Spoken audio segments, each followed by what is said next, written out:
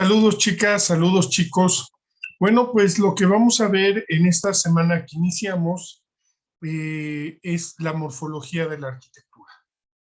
Bueno, eh, ¿qué es la morfología? Bueno, según la Real Academia Española, proviene del griego morfos, que es forma, y de logos, que es estudio.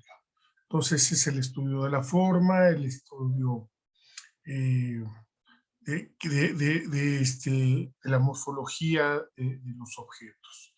Muy bien, pues vamos a iniciar con nuestra clase de esta semana.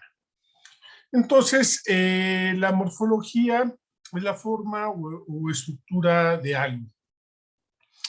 Pero no solo eso, sino que también debe tener identidad y debe tener pertenencia. Por ejemplo, no solo la forma es suficiente cuando nosotros estamos hablando de arquitectura, sino que debe tener identidad y debe de tener un sentido de pertenencia. ¿A qué me refiero? Que debe de tener una cualidad de lo idéntico entre ellos y debe de tener un hecho o una circunstancia de formar parte de un conjunto, como una clase, un género, un grupo, una comunidad, una institución. Por ejemplo, tenemos la morfología del gato, pero no sabemos si es gato o gata. Ya cuando empezamos a dar ciertas características, ciertas cualidades de lo idéntico, podemos nosotros empezar a observar que pueden ser gato o gatos, o gata o gatas, o un conjunto de gatos. Entonces, por eso es muy importante la morfología en la arquitectura. El simbolismo también es muy importante. Observen que aquí nos dice o nos señala que es mujer y hombre, al igual hombres y mujeres. Entonces, bueno, aquí es muy importante que debemos tener en cuenta la morfología. Ahora, la morfología en la arquitectura es una estructura que le va a dar identidad y sentido de pertenencia a un diseño que lo identifica, que, que lo identifica dentro de una institución, dentro de un grupo, dentro de una empresa o dentro de una imagen urbana. Por ejemplo, tenemos Tommy Hilfiger, que lo identifica como una empresa y prácticamente tanto la arquitectura que se tiene como los diseños son exclusivos de Tommy Hilfiger. Esto quiere decir que si nosotros vemos la arquitectura Ralph Lauren, vemos que sí contrastan, que son diferentes, tanto la ropa Ralph Lauren como la ropa Tommy Hilfiger, y que no solamente la ropa, sino que inclusive tienen identidad y tienen sentido de pertenencia la arquitectura para que pueda ser identificada fácilmente. Otro ejemplo de imagen, por ejemplo, que tenemos de imagen urbana, es, por ejemplo, los pueblos mágicos. Aquí tenemos una imagen de Zacatlán, que es pueblo mágico, que pertenece a Puebla, es un municipio de Puebla. Y observen que aunque la arquitectura no es idéntica, pero sí guarda ciertas características que la deben unir. Entonces, podemos tener morfología por imagen urbana, podemos tener morfología por alguna empresa, por diseños que la hagan diferente o que la identifiquen, que le den sentido de identidad y sentido de pertenencia. Bueno, entonces la morfología de la arquitectura siempre se encuentra presente en todos los diseños. El diseñador arquitectónico debe de tener bien claro la morfología que quiere para su obra, que quiere representar.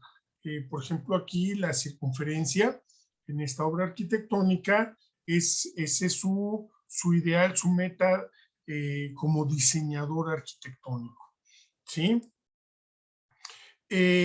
Antes de continuar con mayor profundidad sobre lo que es la morfología, quiero mostrar aquí este edificio. Si ustedes observan, este edificio lo tenemos aquí en el centro histórico de la Ciudad de México, está sobre sobre eje central, Lázaro Cárdenas, y si ustedes observan el edificio, bueno, puede ser que digamos que pertenece al barroco, que es como género arquitectónico, que es el clásico que se encuentra en gran parte del centro histórico de nuestra ciudad, pero aparte del estilo barroco, no vemos un sentido de identidad, no vemos que tenga un sentido de pertenencia a algún grupo o a alguna institución. Realmente no tiene carácter, no tiene género. No podríamos decir que esta es una imagen emblemática de alguna empresa o alguna institución, inclusive pudiera ser hasta religioso, no se le ve. Entonces, bueno, por eso es importante la morfología en los edificios, porque podríamos llegar a un ejemplo como ¿sí? Que no podemos definir el estilo arquitectónico, pero no el género del edificio, si es de salud, si es de educación, si es de bomberos, no lo podemos definir. Necesitaríamos prácticamente estar ya enfrente de él y pues la realidad es que únicamente porque tiene aquí el logotipo del Fondo de Cultura Económica y ya estando más cerca podemos identificar el edificio. Como ustedes observan, esta es una fotografía de Google Maps, de ahí lo saqué, pero no está como que muy bien definido el edificio.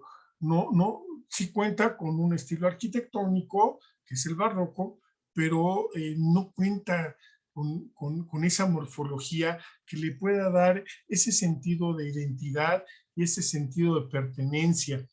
Como que los edificios del Fondo de Cultura Económico, por lo regular, siempre tienen algo emblemático, claro, respetando, en este caso, que es patrimonio histórico, ¿no? Entonces, bueno, y aún así, aunque sea patrimonio histórico, pues tiene elementos de aluminio, entonces, bueno, pienso yo que sí le hace falta un poquito de morfología, de carácter, de identidad, de género y de sentido de pertenencia. Entonces, por eso es importante que nosotros, cuando diseñemos algo, tenga ese carácter, que parezca lo que va a ser ese edificio. Si va a ser una escuela, bueno, pues que parezca escuela. Y si va a ser un hospital, pues que parezca un hospital, no que vaya a parecer una biblioteca, porque eso puede confundir inclusive a la gente. Continuamos entonces. Dentro de la arquitectura se han hecho muchísimas, inclusive abstracciones para espacios volumétricos. Y uno de los espacios bueno, del diseño arquitectónico que se ha hecho en esta contemporaneidad y que ha sido una cuestión totalmente abstracta, ha sido este edificio de oficinas que se encuentra allá por Reforma, perdón, por Bosques de las Lomas, si no me equivoco, que es el famoso Dorito. Yo de repente lo llego a ver cuando paso por Periférico, desde ahí se ve claramente, y este edificio, pues la realidad es que pues le han puesto el Dorito, o sea, así le pusieron al edificio, porque pues bueno, por ahí alguna empresa hizo una analogía con un Dorito y bueno, pues así se le quedó. Pero es un edificio de oficinas bastante atrevido, mm, contemporáneo totalmente, y bueno, pues ahí lo tenemos, ¿no? ¿Quién sabe qué ha de pensar el cuate que trabaje por acá arriba, sabiendo que, pues que no está pisando, que el edificio no es recto, que está ahí en un volado totalmente, ¿no? Tenemos otro tipo de morfologías que se pueden ir retomando. Por ejemplo, aquí el maestro Teodoro González de León. Teodoro González fue un arquitecto mexicano, ya falleció, si no mal recuerdo. Teodoro González de León es egresado de la Universidad Nacional Autónoma de México, de la Facultad de Arquitectura. Él ya le tocó, no, creo que él todavía estudió en la antigua Escuela de Arquitectura, porque él inclusive participó en el proyecto de la Universidad Nacional Autónoma de México, junto con Mario Pani y otros, ¿no? Teodoro González de León viajó por todo el mundo, hizo estudios y definitivamente fue un gran arquitecto. Totalmente mexicano, y que él retoma reminiscencias prehispánicas. Si nosotros observamos las escalinatas que él hizo para modificar el Auditorio Nacional, él fue el encargado del proyecto de esta renovación. Él, dentro de la morfología que utiliza, es que toma reminiscencias prehispánicas como son las escalinatas. Él retoma todos estos detalles y los va a emplear prácticamente en todas sus obras. Tenemos el Fondo de Cultura Económica, que está allá por la carretera Picacho a Jusco. Tenemos el Colegio de México, que también tiene muchísimo de reminiscencias prehispánicas. Y también algo que va a tener dentro de su morfología, que lo va a caracterizar a él ya, es una morfología propia como arquitecto, va a ser la famosa teodotrave. Estas traves que él diseña y que él tiene patentadas y que inclusive se van a ver reflejadas también en el nuevo edificio del Banco Nacional de México, Banamex, que está ahí en Centro Histórico. También él ahí va a hacer lujo, va a ser gala de esta teodotrave, que es muy parecida a esta que puso aquí arriba en el Auditorio Nacional, así como el teodocreto. Todo este material con el que está construido tanto el Auditorio Nacional como Banamex, el Fondo de Cultura Económica, el Colegio de México, etcétera, es un concreto que él tiene patentada la mezcla de ese concreto y se llama teodocreto, para dar este color tan característico que va a dar también esa morfología que podemos identificar nosotros en el momento en que veamos este acabado con este color, con esta combinación. Podemos decir que es un edificio lo más probable de Teodoro González de León, precisamente porque él lo caracterizaba en estos materiales y estos elementos arquitectónicos, que él siempre va a retomar esas reminiscencias prehispánicas. Ok, continuemos.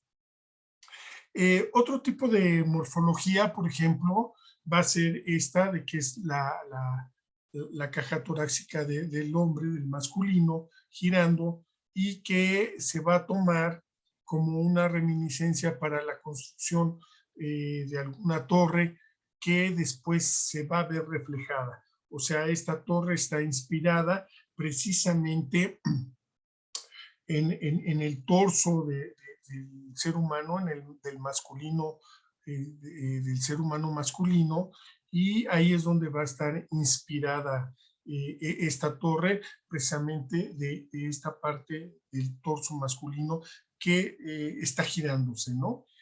También observen cómo aquí es esta morfología que toma el ser humano, el torso, y que está girando este torso de este masculino ser humano. Entonces, para que vayan dándose cuenta cómo esta morfología se retoma inclusive de cualquier elemento de diseño. Otro arquitecto también español es catalán, Santiago Calatrava. Santiago Calatrava se ha caracterizado por la morfología de sus edificios. Van a ser estructuras que parecen huesos de animales, un tanto orgánica, arquitectura orgánica, pero sobre todo de huesos de animales, de estructuras o de estructuras exteriores, ¿no? De seres vivos. Ajá. Eh, por ejemplo, tenemos aquí una que pareciera un cangrejo, por aquí un puente que da la imagen como de un pescado, no sé, y todos los tirantes parecieran ser sus espinas, en fin, ¿no? Entonces aquí vamos teniendo una serie de estructuras muy orgánicas, pero que parecen esqueletos, estructuras con formas de esqueletos, que va a ser el maestro, el arquitecto Santiago Calatrava, ¿no? Bueno, continuemos. Continuamos precisamente con Santiago Calatrava. Observen cómo él va haciendo él sus proyectos, sus ideas, cómo las va trabajando.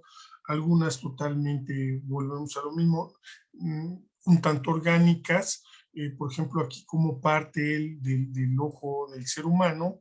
Y bueno, pues cómo se va a ver cómo se va a manifestar, cómo se va a reflejar ese diseño arquitectónico, ese proyecto, esa idea que él vino trabajando, la vino madurando hasta poderla realizar, ¿no? Entonces, esto también es parte de lo que es la morfología de la arquitectura. Él quiere partir tiene una idea de una forma que es del ojo, aquí probablemente es de un reptil con una eh, estructura ya bien definida, y bueno, pues la va a tratar de adaptar a lo que es la arquitectura. O sea, no es una copia idéntica, sino que es prácticamente un reflejo, ¿no? De lo que, de lo que él está pensando, de lo que se está diseñando.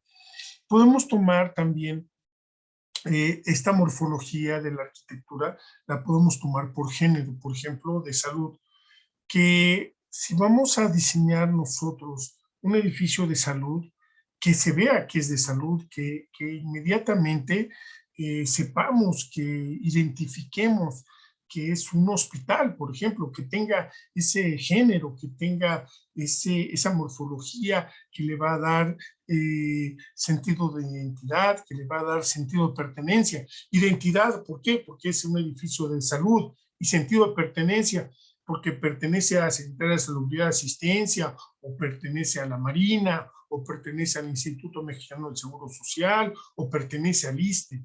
Entonces, eso es muy importante, que nosotros podamos identificar qué es un edificio de salud, y no que de repente lleguemos y veamos un edificio y que estemos alucinando entre si es biblioteca o si es un edificio de servicios, por ejemplo, de bomberos, o un edificio de la policía. O sea, que tenga ese carácter con el que el arquitecto, esa intención con la que el arquitecto o el diseñador lo pensó, y para el género que debe de ser, ¿no?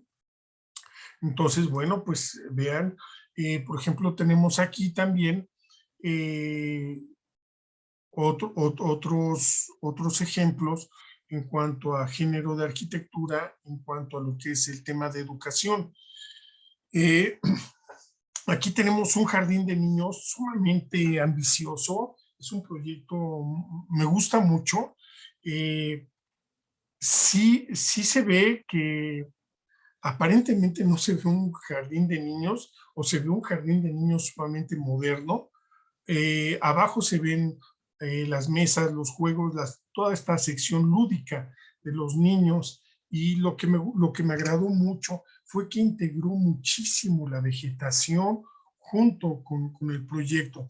Obviamente, a ver, quiero hacer un paréntesis también aquí, es muy importante.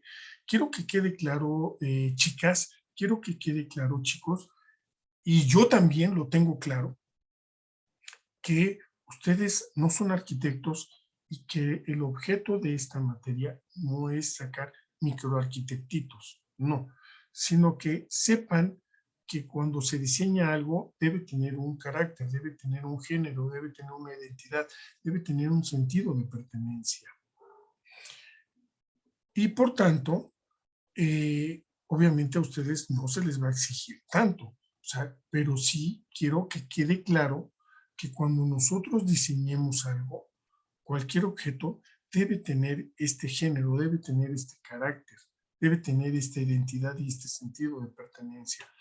Y en cuanto a los otros dos edificios, el que tenemos superior a la izquierda es un jardín de niños que ya tiene muchísimos años diseñado y que inmediatamente nos va a dar ese carácter, ese género, y que vamos a ver y que va a ser muy difícil que nos equivoquemos en cuanto a que si este es un edificio posgrado o es un edificio de salud, una clínica, o si es un jardín de niños. Inmediatamente estamos viendo por el tipo de dibujos, por la forma en que está pintado y está decorado, la biblioteca, cómo tiene esa cuestión sumamente formal, entre otros aspectos, como podría ser la dirección, etcétera. Y abajo a la izquierda también tenemos otro jardín de niños relativamente nuevo, relativamente recién diseñado, y donde también va a tener ese carácter, va a tener, lo vamos a poder identificar correctamente, que también es un jardín de niños. Entonces, observen que sí tienen ese carácter, ese género, que va a caracterizar a la arquitectura y le va a dar un género, le va a dar una identidad y le va a dar un sentido de pertenencia. Ok, vamos a continuar, chicas, vamos a continuar, chicos. Tenemos aquí otro género de arquitectura por servicios. Esta es una central de bomberos, la que tenemos arriba, las dos imágenes de arriba. Es la central de bomberos de Boca del Río, en el estado de Veracruz, en el municipio de Boca del Río, en el estado de Veracruz. Esta estación de bomberos realmente se me hizo impresionante. Pienso que es sumamente moderna, se ve muy contemporánea y bueno, está perfectamente bien diseñada para dar el servicio, para que los coches de bomberos inmediatamente salgan a cualquier emergencia, y lo que caracteriza a cualquier edificio son sus emblemas, sus sellos, sus escudos, que son bomberos, porque de verdad es un orgullo ser bombero. Lástima que en nuestro país no se reconoce a los bomberos, no se reconoce tanto mentalmente como su gloria, y sobre todo también una parte importante, su economía. No se les paga lo que de verdad hacen ellos, porque de verdad ellos arriesgan su vida, ellos hacen todo, inclusive sacrifican su vida por otros sujetos, por otras personas. La que tenemos aquí abajo, la foto de abajo, es la foto de los bomberos de Tlanepantla, es la tradicional de los bomberos de Tlanepantla, perdón, de Tlalpan, de la Ciudad de México, perdón, estoy equivocado, corrijo, es la estación de bomberos de la Ciudad de México que está sobre Tlalpan, que es una de las más importantes, fue prácticamente casi la primera estación de bomberos, y que de hecho todavía tenemos aquellas unidades antiguas que se les sigue dando mantenimiento y que se siguen manteniendo pues prácticamente nuevas. Tenemos autos cisterna, estos son los autos bomba, estos dos de aquí adelante son autos bomba y estos son cisterna, y esta es la patrulla de bomberos, pues que van abriéndole paso tanto al auto bomba, que son vehículos sumamente pesados, muy pesados, como al auto cisterna, que pues por su nombre, como lo dice, pues es una cisterna, lleva muchísima agua, y que por lo regular nosotros muchas veces vemos que pasan los autos bomba, llegan primero y en lo que empiezan a sacar escaleras, empiezan a armar las mangueras, todo, el auto bomba viene un poquito atrás porque no puede correr, porque el agua cuando se frena el camión, el agua sigue en movimiento y sigue ocasionando olas dentro de la cisterna. Entonces, eso puede producir que el camión se voltee, que no frene correctamente, etcétera, ¿no? Muy bien. Entonces, bueno, vean cómo la arquitectura de los años 50, cómo se ve totalmente diferente a la arquitectura pues de los años ya del siglo XXI, del año 2000 fracción. Sin embargo, vean que los dos, tanto la estación de bomberos como de Boca del Río del estado de Veracruz, como la estación de bomberos de Tlalpan de la Ciudad de México, tienen sentido de identidad, sí tienen sentido de pertenencia y sí les da ese género que es arquitectura para bomberos. Muy bien, vamos a continuar, chicas, vamos a continuar, chicos. Tenemos otro tipo de género que también es muy interesante, que se los estoy compartiendo. Hay muchos, no voy a tocar todos los géneros que hay, pero también, por ejemplo, está este que se me hace muy interesante, que es la arquitectura orgánica. Este género que se está retomando como Calatrava, pero Calatrava tomaba huesos. Bueno, aquí vamos a tomar estas estructuras, estos esqueletos que pueden, pero o no tanto esqueletos, sino que pueden ser también formas orgánicas como hojas, como árboles, como troncos, etcétera, ¿no? Por ejemplo, aquí un caracol, ¿sí? Que se retoma para hacer un proyecto de casa-habitación. Entonces tenemos un corte, tenemos los alzados, como se vería por fuera de un lado, que sería este alzado. Nos hace falta otro porque viene aquí un corte, pero tenemos la planta, cómo se vería en planta y cómo se está representando esta estructura, cómo nosotros podríamos idear este proyecto arquitectónico.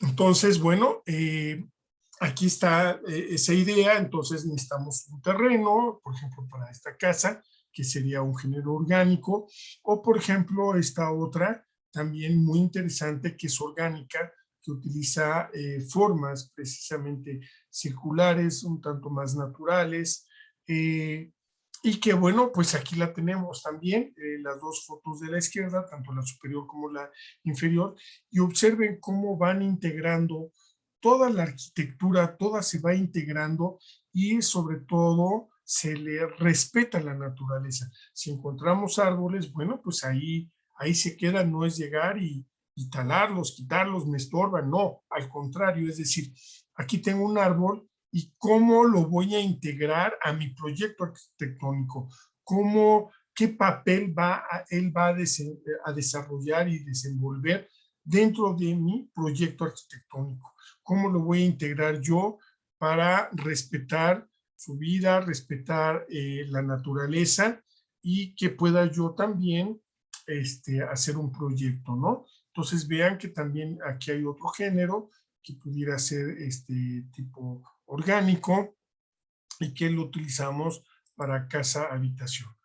Otro género que podríamos tomar es el de arquitectura penitenciaria, pero específicamente el sistema panóptico.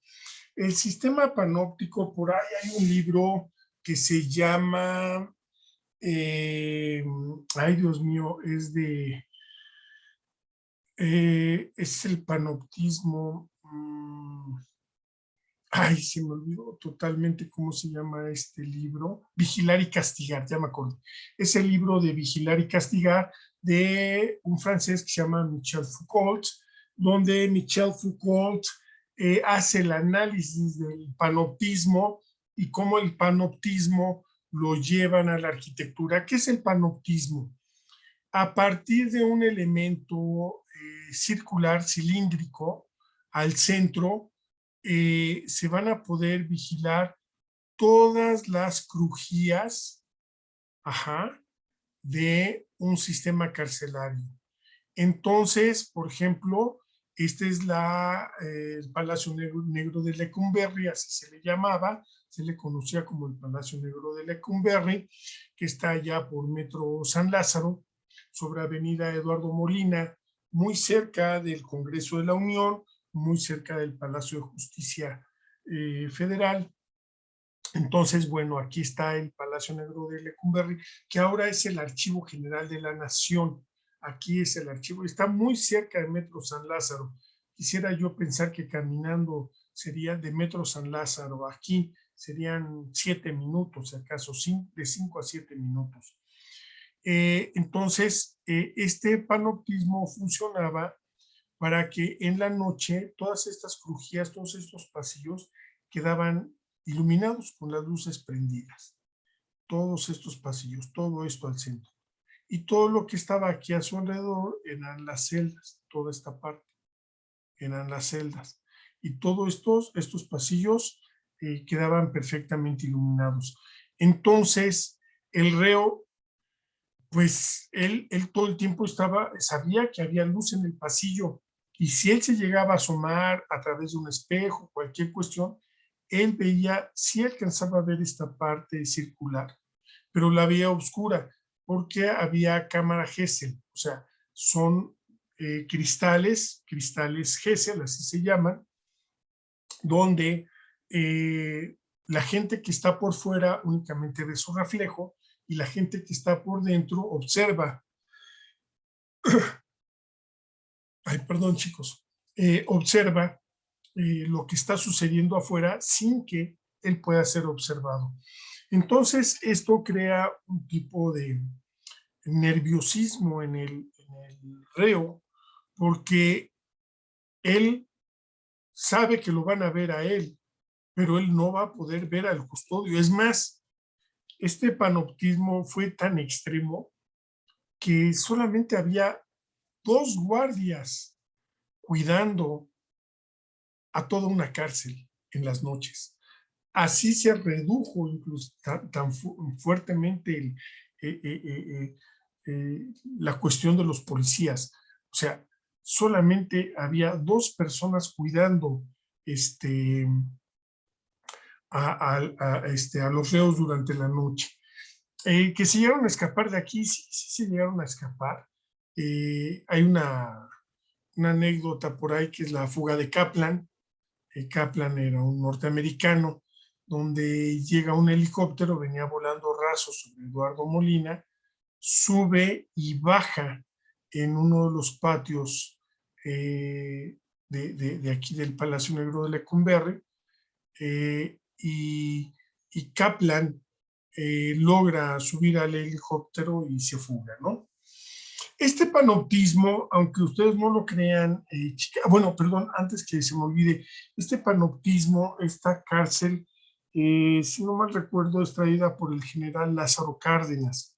Este Palacio Negro de Lecumberri data de antes de la Revolución Mexicana. Recuerden que Lázaro Cárdenas fue un gustoso, fue un admirador férreo de la cultura francesa, ¿no? Entonces, pues toda esta arquitectura la trajo de Francia precisamente, generalísimo,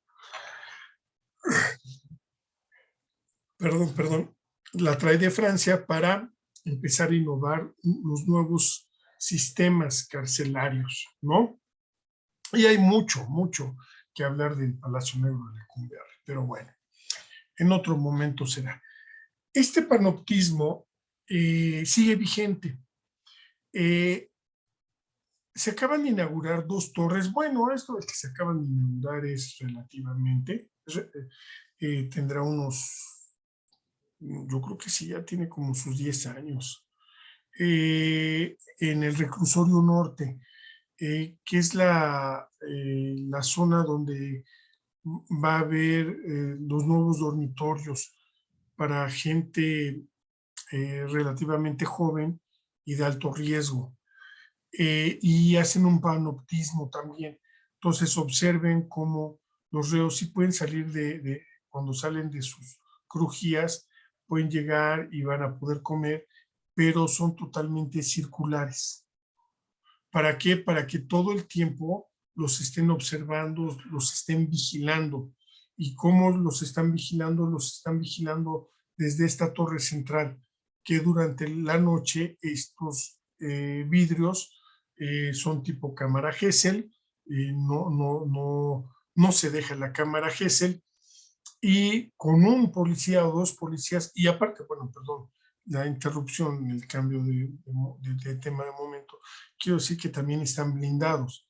Entonces, puede ser que inclusive una sola persona esté vigilando a todo un grupo de reos, a toda una torre. Entonces, un solo o dos máximo oficiales, que es lo que logra el panoptismo, ¿no? Esto que trae el generalísimo Lázaro Cárdenas, que lo manda a traer de Francia, que es lo que le gustó mucho, que hacer la cárcel de Lecumberri. Bueno, va a hacer eco, se va a ver reflejado en las dos torres que se hicieron, que se inauguraron en el reclusorio norte. Entonces, bueno, vean cómo tenemos ese carácter, ese género, que inmediatamente se observa que esto es una cárcel. Muy bien. Entonces, ya una vez que hemos hecho este recorrido por diferentes géneros, por diferentes tipos de arquitectura que dan identidad, que dan sentido de pertenencia a un edificio, a un sector, entonces la pregunta es, ¿cómo te gustaría que se viera tu edificio que estás planeando? ¿Cómo te gustaría que fuera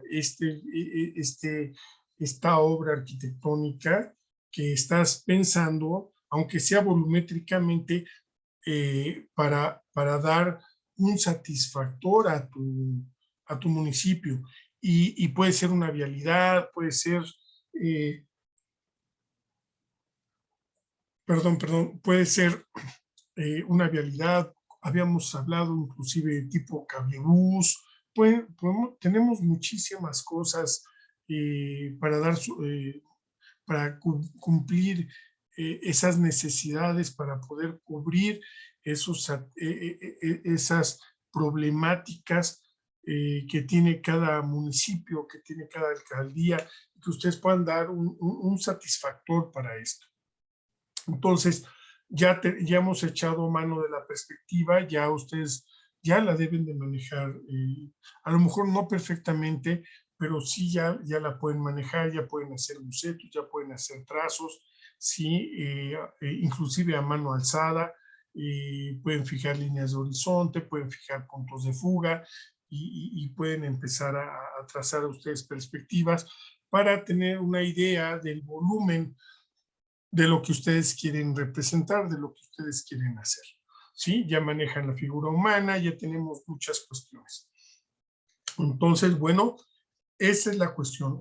Uno es cómo yo quisiera que se viera mi satisfactor, mi edificio, mi proyecto arquitectónico de la obra que va a dar, que va a ser un satisfactor a una necesidad real que tiene mi municipio. Entonces, concluyendo, chicas, concluyendo, chicos, ¿qué vamos a hacer? Entonces, esta semana lo que tenemos que definir es la necesidad que tiene mi municipio. Bueno, esto ya lo habíamos definido la semana pasada. Entonces, es ver, observar qué necesidad vimos nosotros la semana pasada.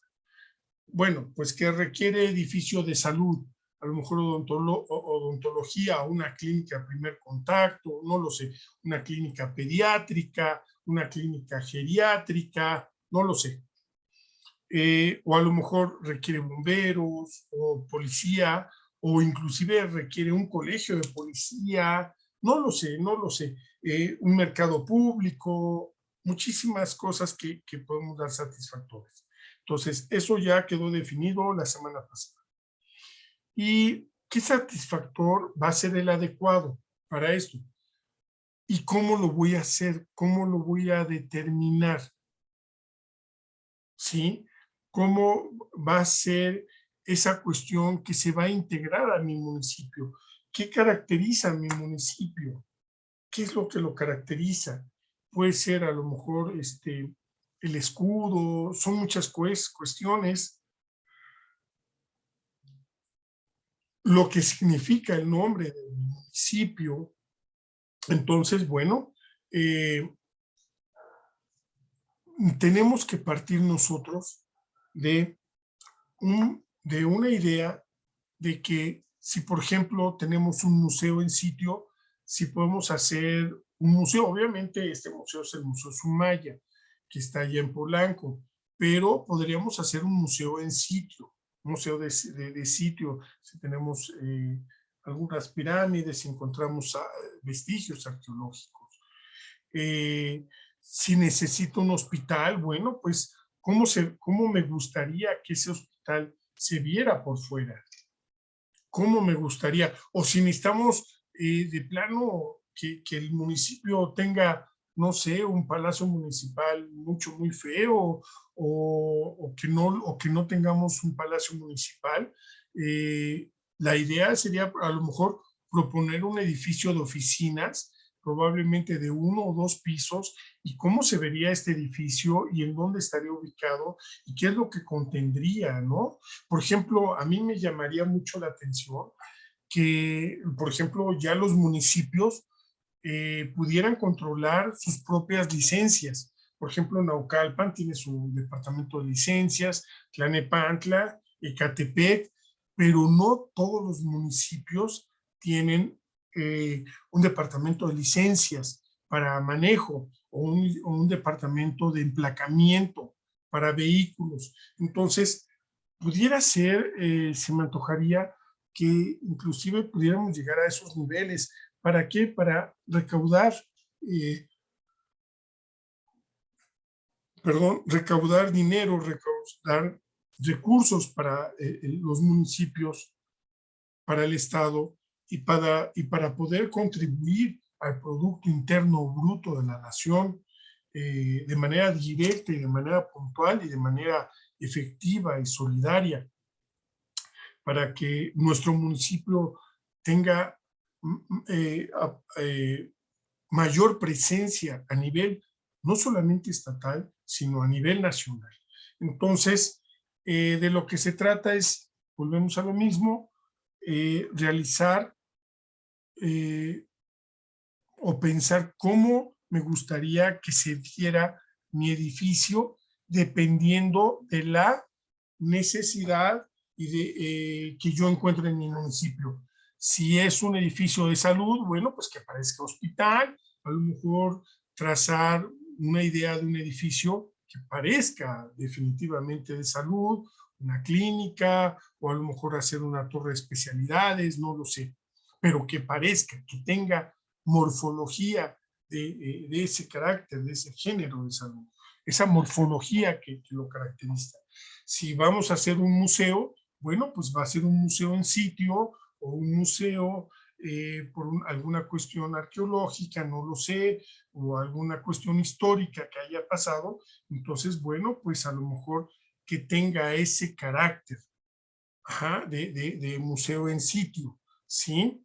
No importa que sea una casa ya valorada por el INAH, se puede remodelar con esas características para que se vea que es un museo, ¿sí? O si es un edificio de servicios que pudiera llegar a ser, como les digo, un nuevo palacio municipal, que pudiera ser una central de bomberos, una central de la policía, etcétera, que tenga ese carácter, que tenga ese género. Por ejemplo, en Tlanepantla, arriba del penal de Barrientos, hay lo que se le conocía como el castillo, que estuvo muchos años abandonado. Hoy ese castillo es el Colegio de Policía de Tlanepantla, del Estado de México. Entonces mucha gente no lo sabe y siento que ese castillo como que me hace falta más, más estudio arquitectónico para que él pueda lograr tener esa morfología que le da ese género y ese carácter de arquitectura policial. Entonces, pues tenemos, como les digo, si queremos hacer un edificio que sea de servicios, bueno, pues que parezca de servicios. Si va a ser un palacio municipal, una tesorería, algo, pues que parezca eso, y no que se vaya a confundir un edificio que parezca museo en el palacio municipal, ¿no? Entonces, esa es la idea. Ya tienen ustedes ya un terreno, la semana pasada buscaron un terreno, tienen perímetros, tienen áreas y tienen ya una necesidad totalmente vista, totalmente señalada, totalmente identificada. Entonces, dependiendo de las necesidades que tenga el municipio, pues vamos a buscar, vamos a crear vamos a proponer un edificio que tenga ese carácter. Aunque sean nada más esbozos, que sean a nivel de boceto, que sean croquis, apuntes perspectivos sobre la idea que vamos a trabajar. Les recuerdo, chicas, les recuerdo, chicos, cualquier duda, cualquier comentario, cualquier pregunta, estoy para servirles en el horario de clase. Y bueno, pues que tengan un excelente inicio de semana. Hasta luego, chicas. Hasta luego, chicos.